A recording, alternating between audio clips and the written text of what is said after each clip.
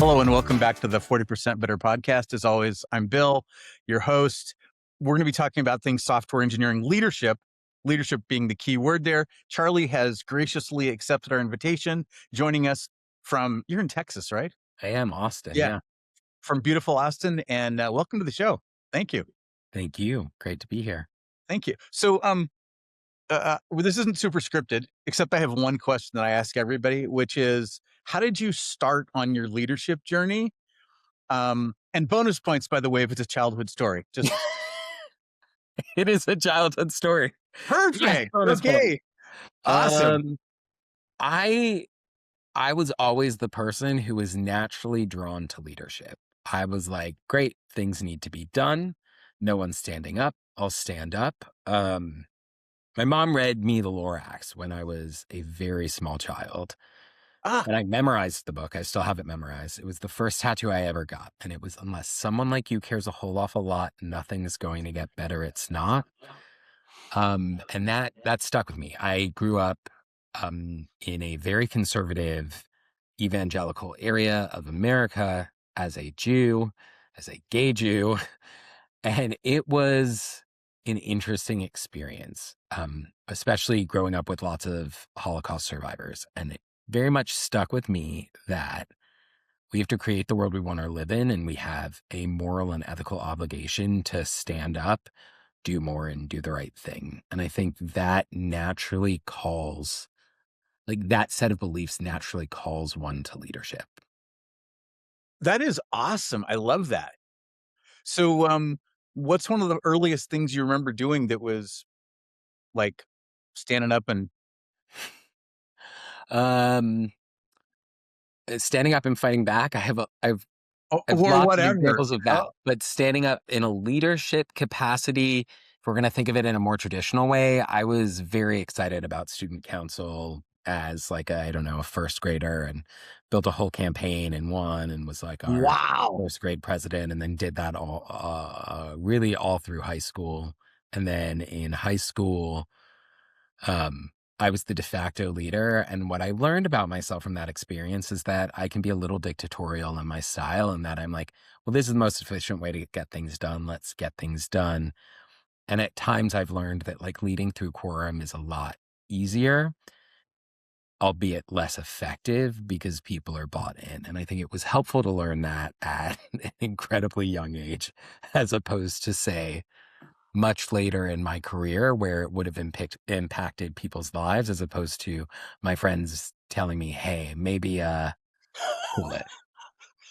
And these are people I'm still friends with today. So clearly I wasn't such an evil dictator. Right. Yeah. You're not on like any list at The Hague or anything like that. So you're okay. We're well, good. fingers crossed. Let's hope not. Right. Well, yeah. The year is young. You never know. You still might be able to get there. I did study human rights, and I really hope I never will. But hey, 2026 has been a banger of a year, and who knows what's coming next. If that happens, I'll be able to say you were on my podcast. It'll be amazing for my marketing. You will. Thank you will so get much. So many views, probably for the wrong reason. Totally. Yeah. We'll be able, that'd be funny, horrible. That's really interesting though, that you started off so early, like jumping into it. Well, and the other part is that you recognized the whole consensus thing, or even just getting other people to have ownership, right? Because that's one of those things that, I'm trying to be diplomatic here when I say this. Oh, don't be diplomatic. Not everybody gets the power of people having ownership. Yeah. And how intrinsically motivational that is. And I'm a huge fan of intrinsic motivation. Yeah. And I always think like, how do I make intrinsic motivation happen so that people are happy doing whatever it is they're doing? Because then at the end of the day, they're more productive. Yeah. And it sounds maybe manipulative or Machiavellian to be setting that up, but I'm a benevolent benevolently Benevolent. manipulative. Yeah, Yeah, yeah. yeah, that's it. Machiavelli would say the same thing. I love that this Well, is what yeah, he's yeah, known for, and he's like, yeah. and it's actually counter to everything else he's ever written, and he doesn't agree. But anyway, I digress. Um, yeah, I agree with you. I I think most people want to be seen as competent, and most people really like high expectations as long as the expectations are clear and they feel that they have what they need to achieve them. People like Hmm. working hard. People like overachieving. They like being successful. And when Right, you create an environment where they feel that they can be, then you're great. But in right, order to create that environment, you need to co-create it. And that's right. what I learned. So Yeah, it's the co-creation that is really, I don't know. You could look at it as manipulative. You could look at it as being like, how am I doing this to get the most out of people? Or you could look at it as being like, hey, like we all work together. How do we find a way where everybody wins? right, right. And it's a, it's the I still remember from God, some course in college Hmm. where there was some political course. Um, and I remember them talking about the idea of a benevolent dictator, and like that stuck in my head. And like how do you do that, right? And I will fully admit that that's kind of been how I've thought of of effective leadership. Because if you're a benevolent dictator, if you're doing it well, right? Number one, the people have that intrinsic motivation that we want. And number two, everybody's really happy that you're running the show because They don't you have don't, right, because you're not the center of attention. to. Hmm. That's kind of the the secret. It's you're the antithesis of Steve Jobs, Yep. right? Um, it's you're more like oh God, what's his name? Yves Chenard. Hmm. I don't know who Eve Chenard is. See, that's how good he does his job. Oh, great. You know his company, it's Patagonia. Oh, yeah. Yeah. Yeah. Yeah, right?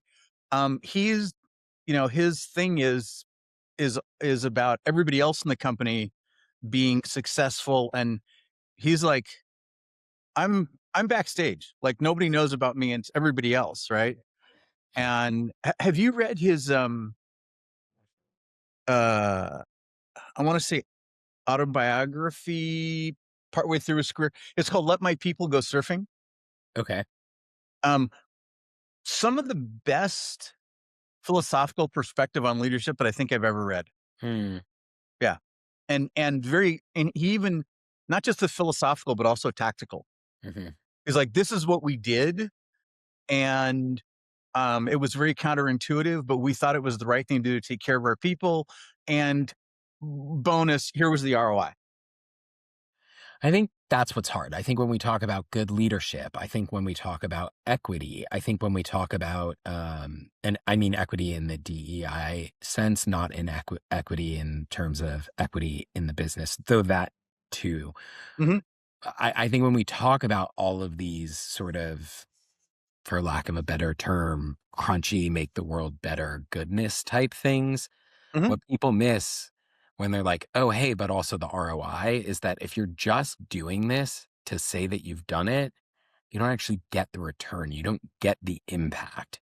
If you right, care about your people, you get the impact. If you right, say you care about your people and don't care about your people, you get people who are furious that you're gaslighting them. right. And that is not the same thing.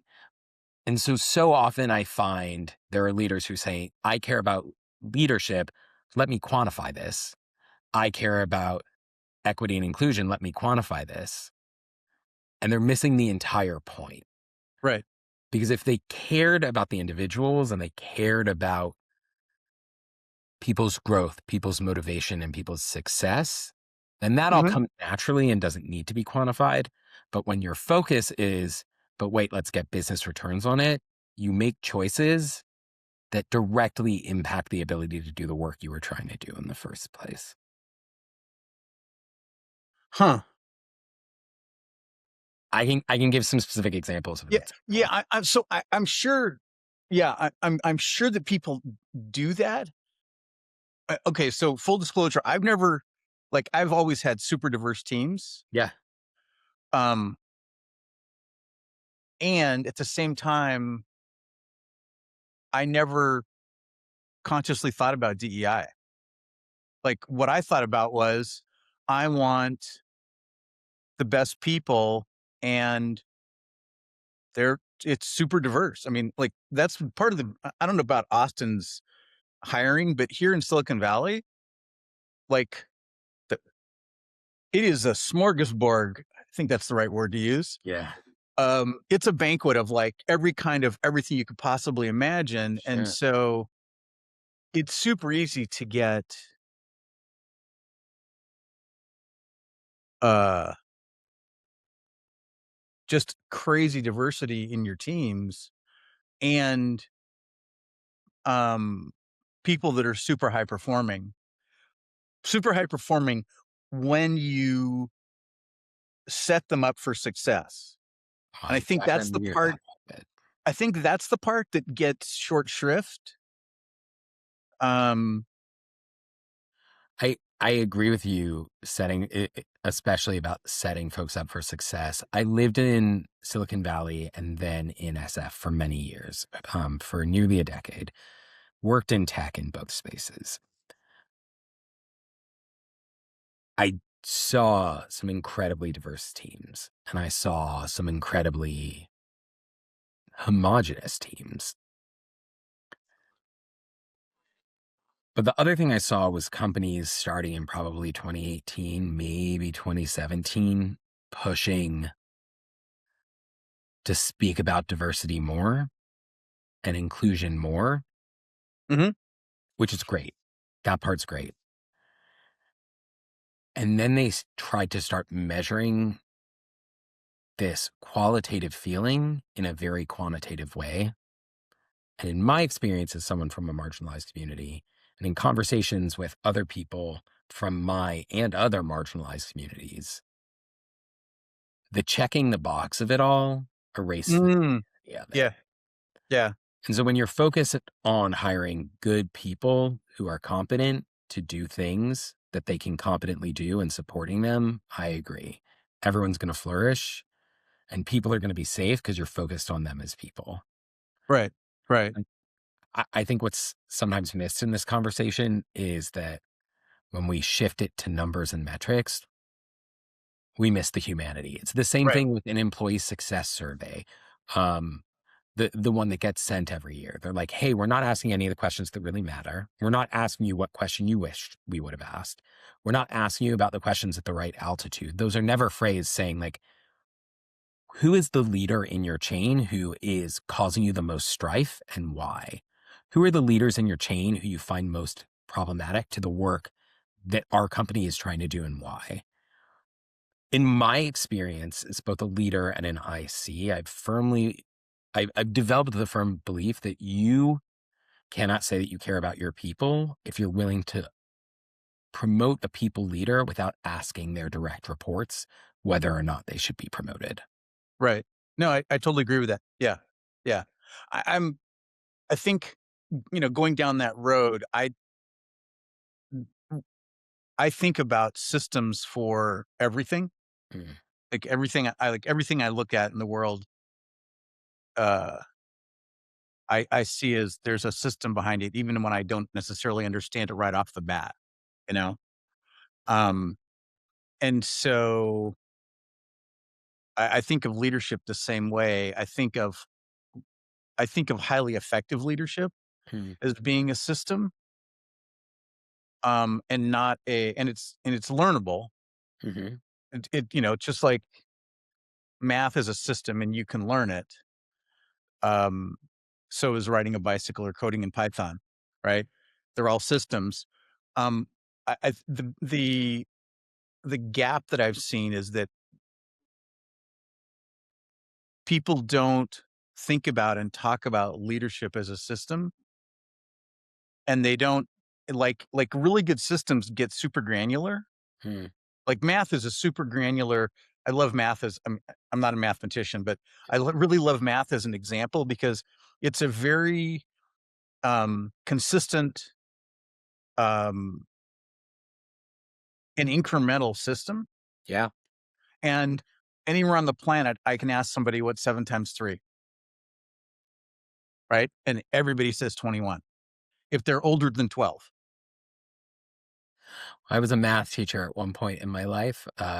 So ideally they know that one by second grade, but sure. Yeah. Yeah. Yeah, I'm giving lots of room for variation, right? I'm like, Yeah. okay, and I was super slow at learning multiplication. Yeah. So maybe I didn't really know that one until I was 12. So, this Fair. is Fair, fair, fair. me, like, I'm putting myself out there and, nobody should be calling me for advice on math. Let me be clear on that. Um, but I think I think the reason, and I just saw some Gartner data, Mm, about employee engagement. mhm. And the thing that stuck out this year, and because it was called out, like, expressly, was that the team leads, team managers are less engaged than their employees are, than the ICs are, and the ICs are like, their engagement level is like 30%, if not worse than that. And I was like, "Wait a minute, but the team lead has the most leverage to impact that, and if they're less engaged, then that's a horrible metric." And, to your point about the hiring of team leads, it that's a that's an expensive mistake. One thing I learned from my time as a teacher, so often people will say, well, what's best for the kids? When they're talking about a school board or someone running for a school board or politicians, it's always what's best for the kids. And what's best for the kids actually doesn't matter. It's utterly irrelevant because you don't care what's best for the kids. I don't care what's best for the kids. Whoever's voting doesn't care what's best for the kids. They're not in the classroom taking care of the kids. You know who cares what's best for the kids? Teachers. They're dedicating every moment of their life to taking care of kids. So if we take care of teachers, teachers will take care of kids. But the issue is we don't actually pay attention to the people doing the work, and so it doesn't happen. Right. Yeah, yeah. The people doing the work are ICs, so we have to take care of ICs. Well, Yep, how do we take care of ICs? We look at the people who are running the programs, we look at the team leads, the managers, and we say, how do we make their lives successful? yep, Because if they're successful, their team will be successful. But that's not how exactly. we think about it. We Right, think about top down, what's the bottom line? How are we going to reach it? right, But companies where people are happy, and I don't know, you can define success a lot of ways. Look, you can sit here and say success is everyone in the C-suite a billionaire. And if that's your definition of success, great, you may be successful. That's not mine. I'm not living my life to make more billionaires in the world. Like, I would love a world.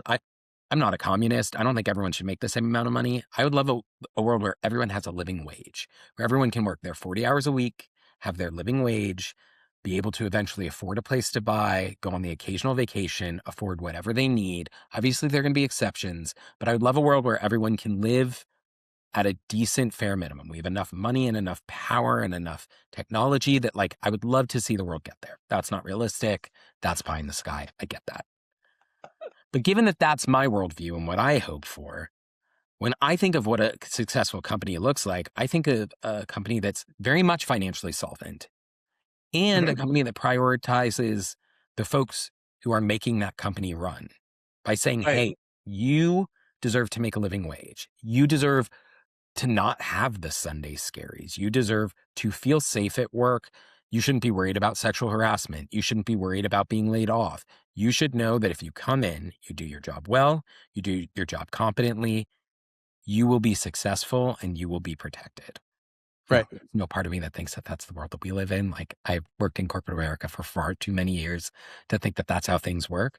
But companies I've been at that do that, at least for the times that they do that, have folks there who are happy, who are productive, who are mhm, willing to go the extra mile, not because they're terrified, but because they want to, and who are excited about that. And at the end of the day, you can feel that. You can feel Right. if somebody's in a room with a customer, helping the customer because they're like, "We are great and we wanna do better and we want you to be successful," versus, "We are doing this because there's a chopping block over our heads." I think we've Right. all been in both of those rooms and can tangibly feel that difference. Yeah. And I actually not concerned what the monetary difference between those is. Assuming both companies are successful, I don't know anybody who would rather work for company B unless you're part of company B's C-suite and making the $1 billion. But the rest of us in the world would Yeah. rather work for company A. Yeah.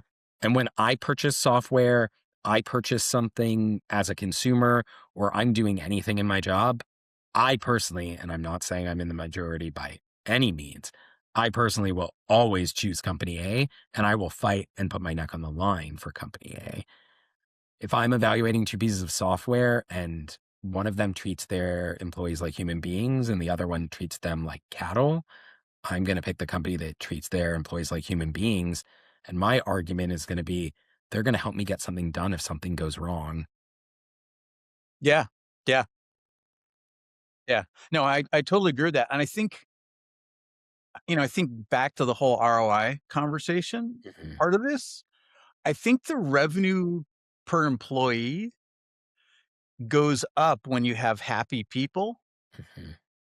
And if nothing else, the churn expense of recruiting because people left goes way, way, way down.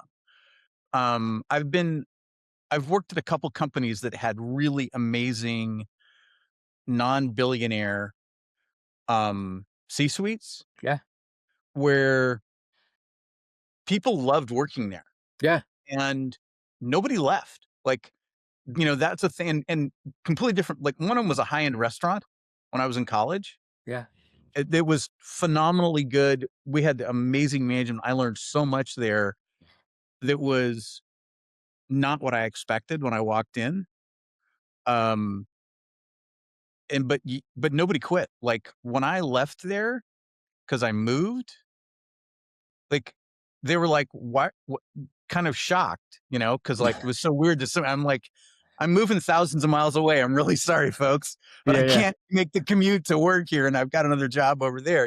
Yeah. Um, and then the other one was a company that I joined I joined a startup part of the business early in my tech career, and the one of the founders one day told me that his perspective was if all the employees in the company were super happy, that they would do really, really well.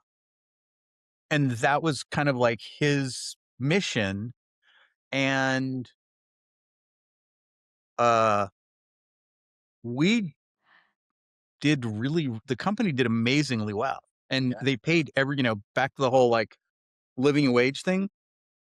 At one point in time, I heard that we had the highest paid receptionist in Silicon Valley, Wow. which That's was great. crazy, right? But it was because everybody got company bonuses. But is it crazy? It's Well, great. I mean, it was amazing, right? Like it was amazing. And their thing was like you have to earn the privilege of working here. Yeah. So when you come on board, like, we're a little bit demanding because we take really, really good care of our clientele. You have to be able to do that. That's the table stakes, right? Yep. Um, and then the receptionist actually answered the phone. Like the person the people in that desk, when someone called in, they didn't go to voicemail. They got a live human being who said, "How can I help you?" Yeah. Right? Um, and and for the 4+ years I was there, um, we worked our butt off. We had a ton of fun. Mhm. Everybody was super happy, and then they sold the company. Is that why you left? That is why I left because they sold the company, and I went from the chain of command. Like I had a ton of autonomy, Mhm. and when I, was like, okay, I'm gonna, I want to spend six figures on something, and I should probably talk to the boss. You know, I would I would go to the founder and say, "Okay, here's, what I'm thinking of." And if I had a halfway decent argument, he'd be like, "Yeah, and by the way, let me help you make that deal be less expensive." Yep. for us. And I was like, okay, cool. Thank you. Great. And, you know, he would go make it happen. And usually it was with one of our clients. And, Yeah. that ended up being a win-win. But yeah, those were super profitable companies, super happy people. Yeah. And nobody like my software team, I only had one person quit. Mm, And that was because they got an offer that I couldn't match. And it was, and I was like, my blessings, this is like, it's a step up for you. Go do it and have a blast. And, yeah. if you ever get in trouble and you need a new job, call me and I'll hire you back. Great. You know? Yeah. Yeah. Well, that's a good boss. You wish people well. Like we're all going to move on at some point. Yeah. No, it's always like, I get that the amount of it's kind of it's the sports team analogy. Hmm. Like I get to have you as a player on my team for a period of time. Yeah. And, you know, at some point in time, like you're going to decide either A, you want to retire, or B, you want to go play for somebody else for whatever reason. Right. And I'm totally fine with that. Like, you're gonna come here, we're gonna teach you everything that we possibly can. You're gonna improve your skill set, Hmm. and then if you wanna be with us till you retire, awesome, great, love it. That's perfect. Um, and if you decide you wanna go somewhere else somewhere along the way, I'll give you a glowing review and, help you figure out how to get there. Hmm. And, you know, Yeah. but it's all, again, it goes back to what's the system that you're using to and I think that's I hate to harp on it, but I just think that's the reality is people don't see it that way. Hmm. And that's why they they don't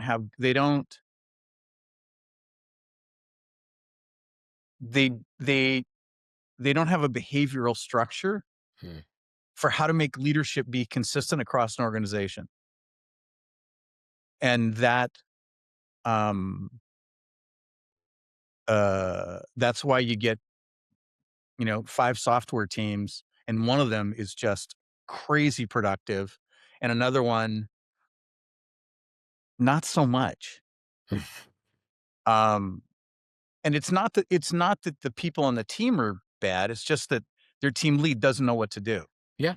It's not you even know? that the team lead is bad, it's that they're a bad team lead. But the way that most people move into leadership is that they're a high performing IC and they say, well, you're a good performing individual. You must be a great leader. Instead of Right. saying, maybe we should have managers managing SVPs.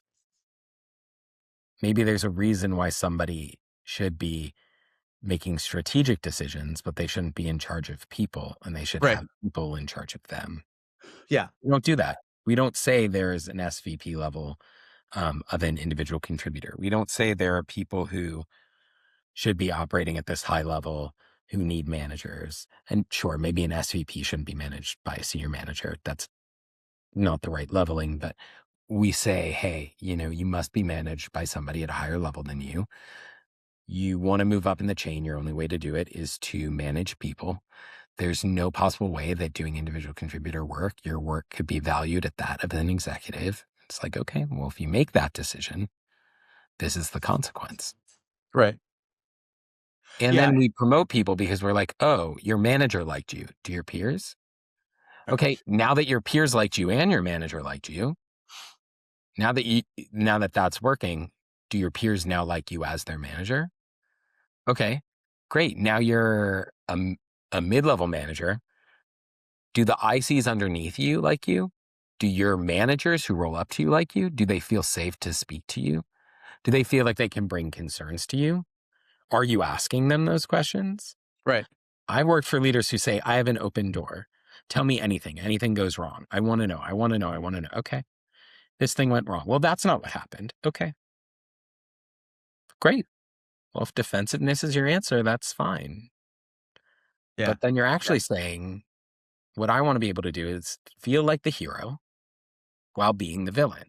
And sometimes as a leader, your job is to be the villain. I have had to put on the dark mask and the angry costume and be mean. But then I don't get to then feel bad about it in front of the people that I have to be mean to. Like my job, I'm being compensated to cause the problem. So I'm Right. going to cause the problem. It's not fair emotionally for me to put the onus of my horrible feelings on them. That's for me to bring back to my now peers, my partner, my friends, and be like, this sucks. Because it does. Firing people sucks. Right. And Right. people off sucks. You know who it sucks most for, though? The person who it's happening to. Right. Right. Yeah, totally. And having been on both sides, like it's miserable. Right. You feel like you feel like the worst person in the world when you're sitting on this side of the bench. It's still worse for this person. Right. Right. Yeah. And when you're on this side of the bench crying, I think that's something that I just think, yeah, part of good leadership is understanding when and how to promote people, and then understanding the true responsibility of having more money and more power, which I Right. think very few people do. Yeah, I agree with that. And I think one of the things that people get wrong in that process, one of the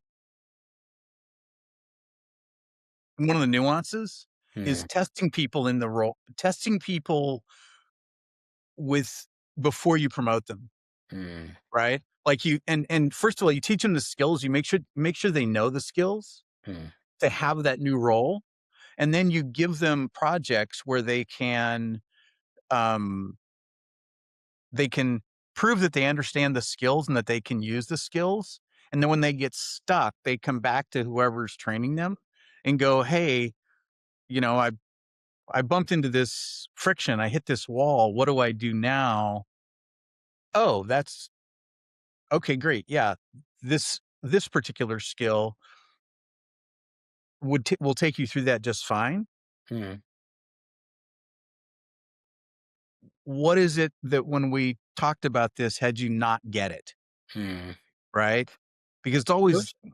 yeah, it's coaching, right? It's coaching and training and tutoring to a Mhm, degree, right? Oh, it's like I'm not the math tutor in the house, right?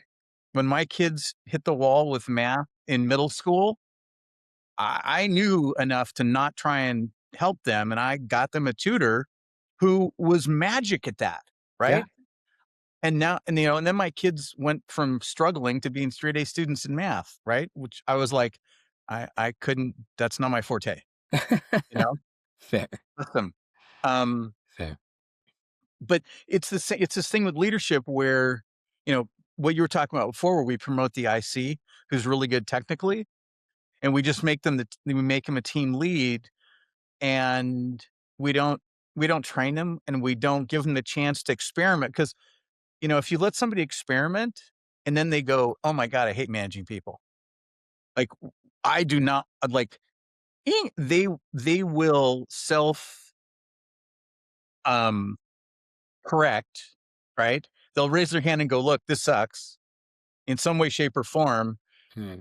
How do I advance my career where I don't have to be leading people?" Right?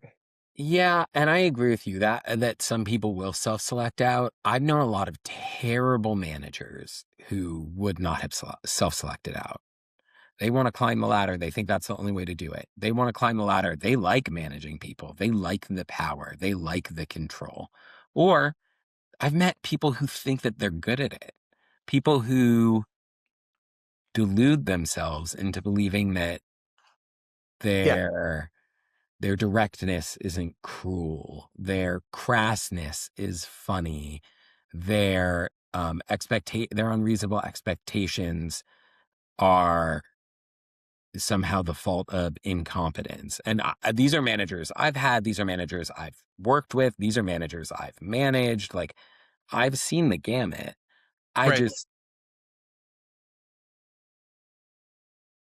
I don't know that allowing people to self-select out would take care of the majority of issues in management. It won't take care of all of them, but part of the problem that I've seen is that the people you're talking about where they're problematic, right?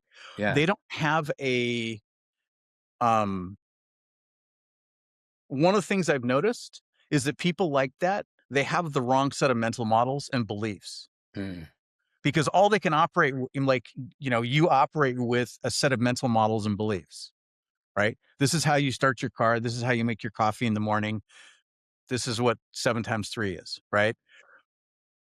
But and the thing is, humans can't operate outside the bounds of our belief structure, Mhm. but we can learn new beliefs. Yeah. And so you can learn a new way to make coffee. Yeah. Um, and you can learn how to ride a bicycle where when you turn the handlebars, the wheel goes the other way, Yeah. right? And by the way, that's really hard to learn. I've Yeah. I've played with one of those. It's incredibly challenging to do because your body is already wired but you can actually learn to do the other thing. Yeah. And Yeah. it's the You can same also thing with learn to bike without hands. I right, used to take that exactly. one all the time. Yeah, yeah. Slightly So different, but yeah, I feel like it now that I'm, like, thinking about it, I'm like, "Okay, I wanna turn this way," so I go like this to turn that, but then my body's leaning this way while I'm trying to go that would be hard. yeah, I would crash that bike. I, I would crash that bike. yeah, I did Yeah. repeatedly. Um, but that's the thing is when you can teach people different mental models and different beliefs, and then how to make it happen, Sure. right? It gives them a different frame to look at the world. When I first started leading, I thought that my job was time management and telling people what to do, Mm, right? Like I kind of was stuck in this command and control thing, mhm. um, which I'm not really a command and control kind of guy. And so I was like, okay, I got to figure out something other than command and control because I'm not comfortable and happy, even though that's my belief. I'm like, and so I started looking for other ways to operate, Okay. other belief structures, um, that would allow me to be super comfortable and get all the stuff done that we needed to get done. Right. Makes And also, by the way, my team had to be really happy. And along the way, I realized, oh, wait a minute, having my team be happy is actually the primary success metric mm. because everything else becomes easy if they're happy. Like they'll Yeah. they'll work insane hours and Yeah. do crazy stuff if they're happy. And if they're And I not think if they're happy, happy, they're ideally not working insane hours, or if they are working insane hours, it's because they think the work they're doing is fun and they wanna be doing exactly. it, Yeah. Yeah. That's exactly it. Is they but think they it's don't fun feel and there's pressure or required to. yeah, camaraderie and all that stuff. And when you're like we were building a startup and we were all young and kind of we all had chips on our shoulders Mhm. to a degree and nobody wanted to be this sounds horrible, but nobody wanted to be the first one to give up, you know? Yeah. Like and so and when I left that company, like almost the whole team like emailed me and said, can we follow you?" Mhm. Which in my head means I'm doing something right, Sure, yeah. you know? Um, but I had to learn a whole new set of beliefs. And I was really like proactive about I've got the belief now. How the hell do I make it work? Right. And that's kind of where the whole system thing came from was okay, how do I do this? And then how do I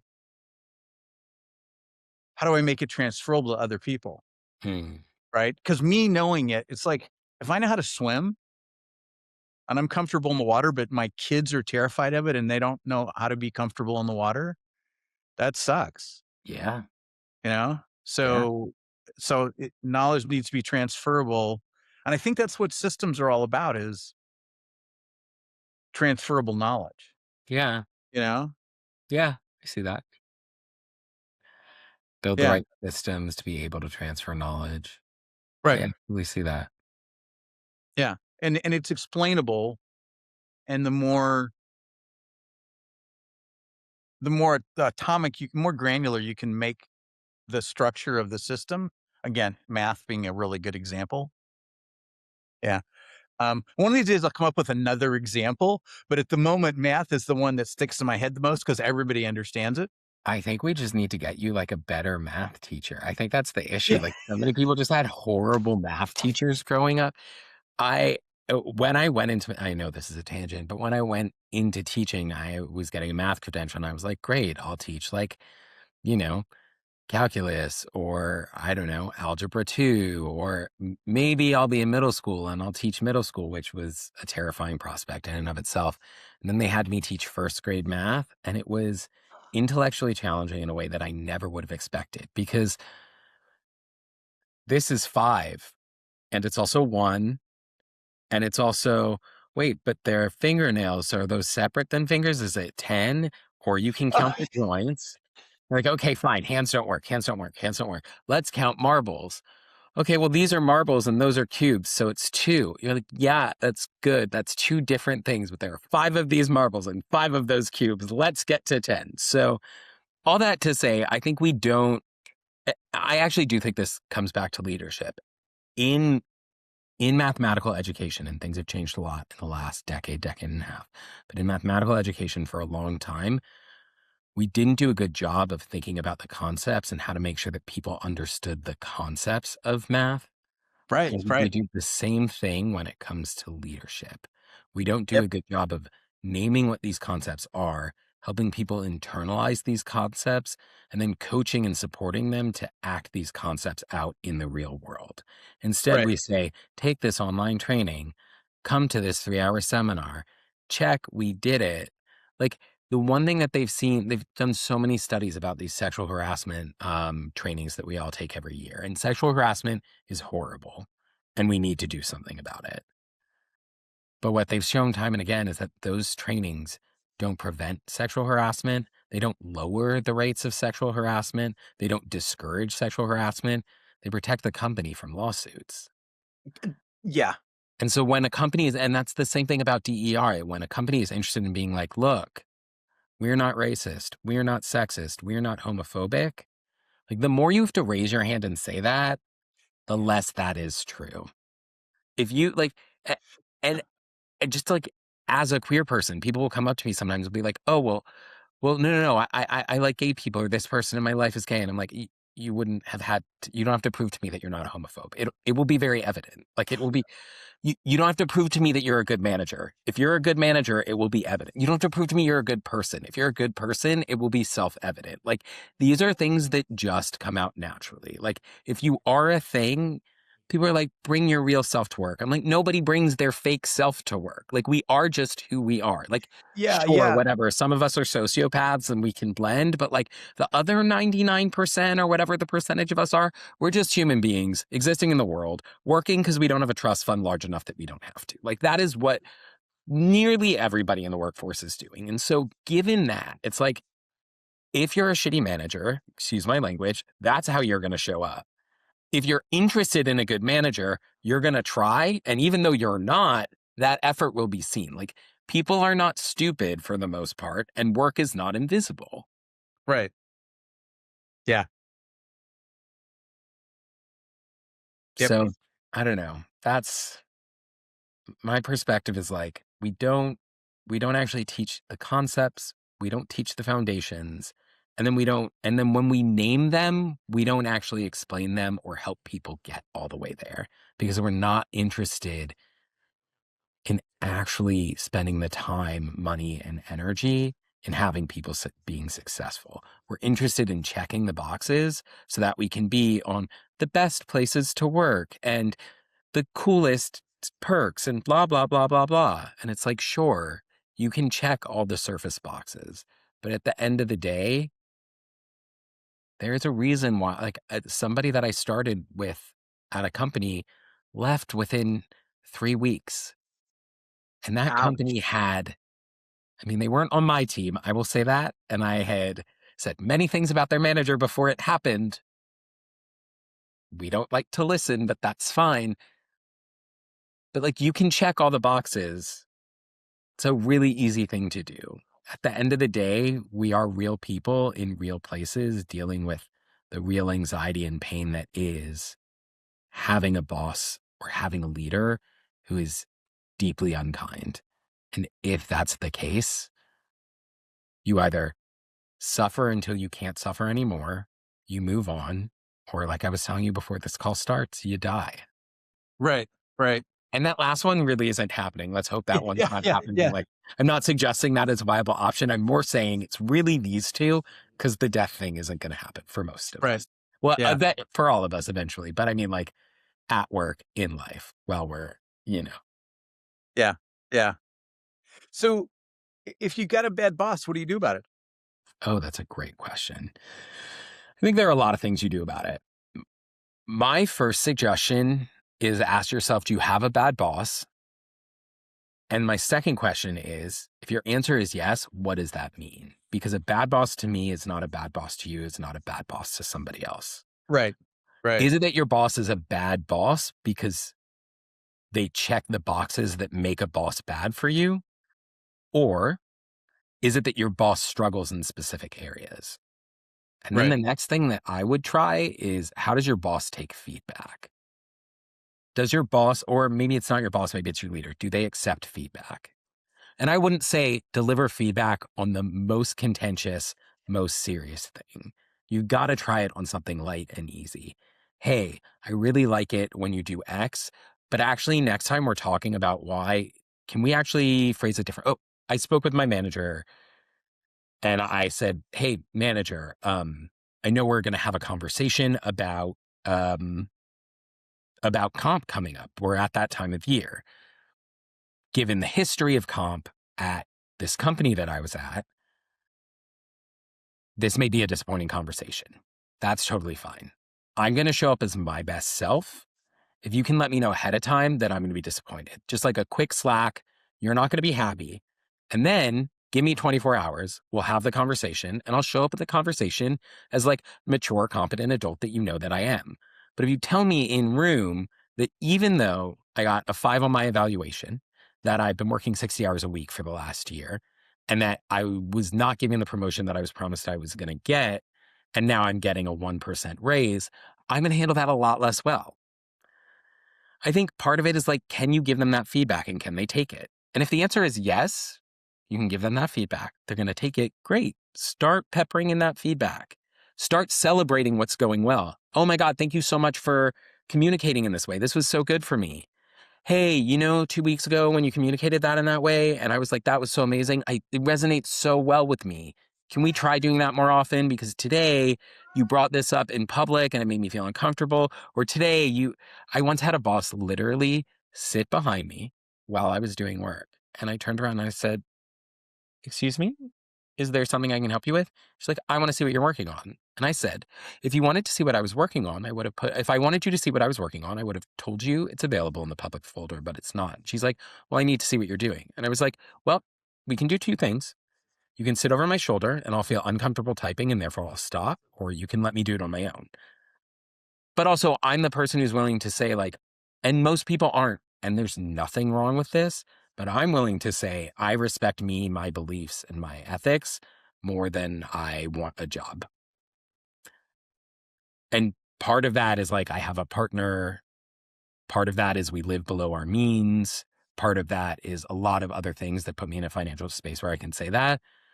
And at the same time, people sometimes think when you're stuck between a rock and a hard place, you don't have a choice, but you do. Your Right. choice just sucks. Yeah. And you have Yeah. to decide which one sucks less. And I have found a lot of power in saying sticking with the toxic person sucks less. And so I'm choosing to stick with them. So when they are unkind, unhelpful, discouraging, rude, that's my choice. Right. And it matters a lot less because I'm choosing. So I think, yeah, you can leave. You can try and manage up. You can ask for help. And all this to say, like, I talked about toxic behavior. If someone's being sexually harassed, if someone's being harassed, if someone's being called names, if someone's being yelled at, that's totally different. If that's the Right. case, document every single thing that's happened, bring it to HR. And when they do nothing, bring it to the EEOC. Give them a month to figure it out and find a lawyer, because a lawyer will take it for free. They'll take 30% of the case, and then you will sue them and you will leave. And you know what? If you're worried about burning the bridge, they already burned the bridge. You're never working for them again. This idea that we've taught people never burn the bridge, never quit, burn the bridge to the ground. And I'm not saying burn every bridge. Sometimes people will hear that and they'll be like, great, well, they were rude. Screw them. No. If someone's sexually harassing you, that bridge is burnt. Burn it back. Right. If someone is abusing you, and so often we use words like toxic and abuse in such a light way. Like, I had a boss who asked me point blank, a director, in front of myself, my colleagues, and people who worked for me, if I was a top or a bottom. And I looked at her and I said, that's really inappropriate. How would you feel if I said, how do you like your husband to fuck you? And she said, excuse me? And I said, that's what you just asked me in front of everybody that I work with. The bridge is burnt. If the bridge is burnt, and I didn't burn the bridge, but if the bridge is burnt, burn the bridge. If the bridge is not burnt, absolutely handle it with grace and kindness. Try. If it's just a bad fit, look for another role internally or externally. But if it's harassment, if it's abuse, burn the bridge back. There is nothing in the world that is worth trying to maintain that bridge. And it took me years to learn that. But it's worth documenting and burning the bridge back. That's my 2 cents. I like that, and I have to compliment you on a couple of things Thank you. in there, because there were things that were like, these are really good call outs. Number one is the emotional fortitude and the emotional resilience to be able to see it that way and to really think logically. Hmm. Like, that's a skill set, right? Thank you. It really is. And it's, I talk about skills and learnable skills all the time. That's a very learnable skill set that most people don't, A, know is learnable, or B, go after, like, being able to do it, because it allows you to be way more composed in every context, Yeah. right? Um, I can imagine that, there's contexts you've been in that without that, things could have gone way, way, way worse than they did. Um, but being able to have Name that an example or two, sure. yeah, um, but having that composure is so critical, and most people, because they don't even know that that's a skill, Hmm. they don't, and especially in a leadership position where our leverage goes up and impacts so many more people, it becomes so much more important. The other thing is the communication you're talking about with managing up. And by the way, managing up is a whole other, managing up is it's a power dynamics conversation Yes. of understanding who has the power and how to leverage your power in a conversation in a way that is, um, easy for the other person, Hmm. right? Yeah. And if you can communicate effectively with somebody who's above you in the org chart, you actually, especially if you can change their perspective and change their communication style and change their thinking about you, that is a power move, Yep. right? And that's one of those things that people don't think about nearly enough, um, in at work, Yeah, I right? agree. And once you start to learn that, like, a huge amount of the reason I think that my teams were able to do the stuff they did was I learned how to communicate with the executives and with all the other stakeholders in the company so that I could go have conversations and get people who were, uh, not on our side. Whatever could you mean? Yeah. But get people who were not on our side to change their perspective and Yeah. suddenly become allies and advocates, right? Yeah.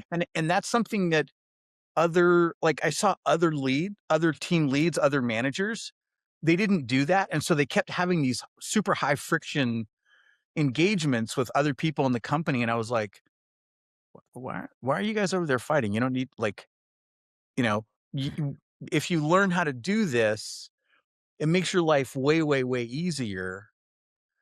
Um, And that's, that's a huge part of managing up is just being able to figure out, oh, here's how to have these conversations in a way that the game changes completely. And part of it Yeah. is understanding what's the friction for them, right? You Yes. know, that's a 100%. Where huge, are the hurdles? How do you yeah, remove them? yeah, That's your job. And I think the yeah, thing we talk so much about managing up, but we really have to think about it in a more complicated way. There's managing up, directly up. There's managing around to your skip level. There's managing to executives who you may be in their chain, but potentially they're at a completely different altitude than you are. I mean, right, right, if you're 2 levels away from an executive, that's managing up. That's fine. But if you're not, if you're a first line or even second line manager and you're at a large company, how do you manage to executives? How do you manage out and up? How do you manage um, at a parallel line? How do you manage down? How do you manage directly down? And so we don't think right, about all the ways in which that needs to happen. And I think there are people who are really good at some of those directions. I think we're all better at some of those directions than we are at others of those directions.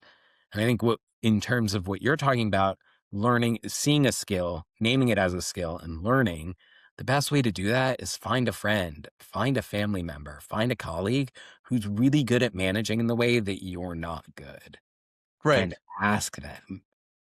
Yeah, Like, I know people who are great at managing in the ways that I most struggle to do it. And I go, this is what I want to say. And they go, try this instead. And I'm like, that's yeah, yeah, better. yeah. Yeah. Yeah. So I think of it as broadly that communication thing. I think of it as there's three parts to it. The first part is getting over any social anxiety, Hmm. which is a whole stack in and of itself, Yes. because you want to be, and as someone who formerly had really bad social anxiety, I have some knowledge in this space. Because like everything else, I built a system to get over it, Yeah. a replicable system, and I've taught a bunch of people how to do it. But when you get over the social anxiety, that means you can walk into the conversation and you're not going in already afraid, Yeah. right? So you get rid of the first thing. The second part is doing research or industrial espionage Yeah. to really understand that person before you go and talk to them. 100%. And or maybe you just go and interview them right off the bat, because I go interview execs all the time Yeah. to understand better their success metrics, Yep. because I want to know what drives them. And then when I go to talk with them about something that matters to me, persuasion is framing the thing I want in their success metrics, Sure. Yeah. right? And that way, no matter where they are in the org chart, like if I've done that appropriately, number one, I know what's important to them and I know how to frame the thing that my team needs. Mm. And so it makes it really easy to go talk with them and say, here's whatever it is, right? And here's how you win, right? Mm. They're now the hero of the story. And by the way, my team gets whatever it is they need. And that makes my team happy. It truly does. Yeah. And it's again, it's all about what are the skills? How do you break them down into really tiny incremental pieces and practice them, and practice them in a way that's maybe uncomfortable. Yeah. But once you've done that uncomfortable thing 10 times, the level of uncomfortable goes way, way, way down. Yeah. And after 20 times, you're like, oh, this is totally normal. I do this all the time. What's the big deal? You know? 100% I agree. Yeah. 100% I agree. And I think it's hard to have courage. I think it's hard to have courage because courage requires foresight. It requires knowledge of what you're risking. It requires, like, we need to have some empathy that it's hard to have courage. And folks who need to step up and have courage need to understand that hard things are doable. We are all capable of doing hard, uncomfortable. 100%. Yeah. And we've hit a point as a society where we're saying, like, the thing is hard, you don't have to do it. And I just fundamentally don't agree with that. You know, Like, I totally, yeah, I think you're 100% right. And, for me to get over my social anxiety, I had to do a bunch of uncomfortable stuff. Yeah. And the way that I realized, like, it's like how do you eat an elephant? How do you eat an elephant One one bite bite at at a a time, right? time. Right? I didn't try to eat the elephant in one bite. Yeah. I went with little tiny things with little tiny recipes, Yeah. that were replicable, that were consistent, that were manageable, where, yeah, the first 5 reps were like, the first rep was terrifying, Yeah. because I was like, "Oh my god, I've never done this before. This is like sweating bullets." By the 15th rep, I was like, "Okay, this is easy." Yep. And so and I did just like math. Like, I did a bunch of little tiny increments to get to the point where I liked public speaking. Yeah. But I had to do like y for me, I had to do all these little tiny increments Yep. to move up the stack, and I still practice all those today, Yeah. because otherwise I'm afraid the skill's gonna go away. Yep. I'm afraid I'll regress to social anxiety if I don't practice. It's So, real. I'm like, it's like if I don't get on a bicycle for 10 years, I'm not sure I could balance it again. I'd have to learn Yeah. all over from scratch. And so And it is the courage. It's the courage, and it's how do you get into your zone of discomfort, yeah. but not the zone of panic? Yeah. And so I think that's the thing with courage that you're talking about is I'm going to go do the thing that's hard, and I'm going to manage my emotions, back to the emotional skill set management, so that I can go do it. Right. Yeah. I know I've got these skills. I understand neurochemically and biologically what's going on. Here's the skills to manage that stuff. And I'm going to go do the hard reps. And then I know they'll become easy. Yeah. It's, I yeah. think it's, and this is a really dangerous and loaded term, but I think it's about personal responsibility, which on a Oh, microcosmic yeah. level, I absolutely believe in. If you choose personal responsibility for yourself and you take responsibility for every piece of the pie that you can, and you Yep. accept that the world is what it is, and this is what you can control, and this is what you can't, and you aim to make everything 1% better, one little piece at a time, even though it's not fair, even though it's not right, even though it's not okay, even though it shouldn't be like this, you can materially change your life. And at Right. the same time, on a macrocosmic level, I think that's deeply problematic in blaming victims for situations that they're in and for systemic and societal issues that are not an individual's fault. But as an individual, if you want to say, sure, I experienced this. Yeah, I'm dealing with this horrible thing. Yes, all of this is true. And here's what I can control. And here's what I can do. Then it can be Yeah. deeply empowering if it's a choice you're making for yourself. Right. Right. As you're saying that, I'm thinking of Viktor Frankl's Man's Search for Meaning. Mhm, mhm. That's his whole story, right? Yeah.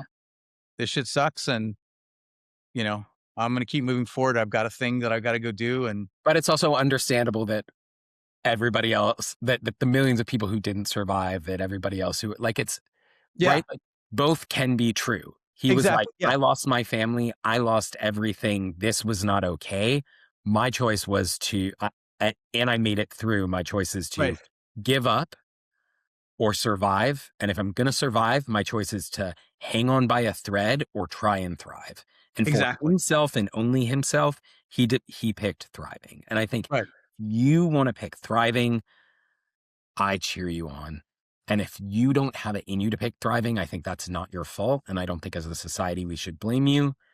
But as an individual, if you're able to pick thriving and you want to pick thriving, you can live a different life. right, yeah, yep. No, Yeah. I agree with that. So Yeah, yeah, 100%. Very I'm, interesting read. yeah, yeah, Yeah. Psychologically and philosophically. Very, very interesting. A- and it was super hard to read too. Oh, it, mm, Yeah, yep. yeah, Yep. Yeah. I read that in Not a book I college. will revisit.